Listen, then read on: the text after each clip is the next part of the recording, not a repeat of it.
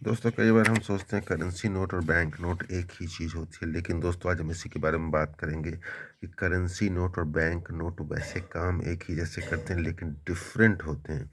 तो चलिए बिना देर किए आज की वीडियो की शुरुआत करते हैं। मैं आपको बता दूं कि करेंसी नोट और बैंक नोट में डिफरेंस क्या होता है।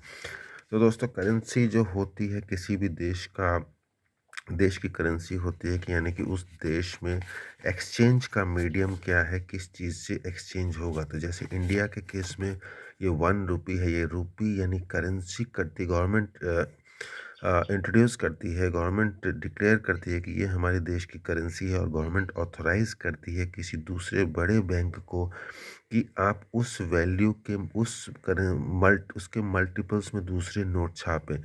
तो ये जो गवर्नमेंट इश्यू करती है यानी हमारे देश में जो 1 रुपये का नोट जो गवर्नमेंट ऑफ इंडिया द्वारा इशू किया जाता है, और यहाँ पे आप देख सकते हैं फाइनेंस सेक्रेटरी के साइन भी हैं।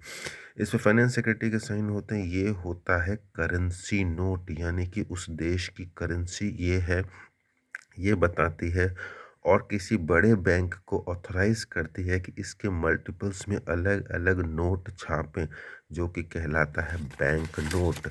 जो कि हमारे केस में दूसरे नोट हो गए, जैसे 100 का हो गया, 500।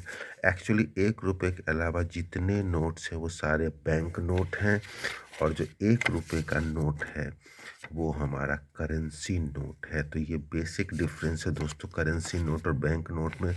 और हर देश में यही होता है कि जो बेसिक यूनिट करेंसी का जो नोट होता है वो गवर्नमेंट इशू करती है, और जो सबसे बड़ा बैंक होता है जिसको गवर्नमेंट ऑथराइज करती है वो बैंक नोट छापती है।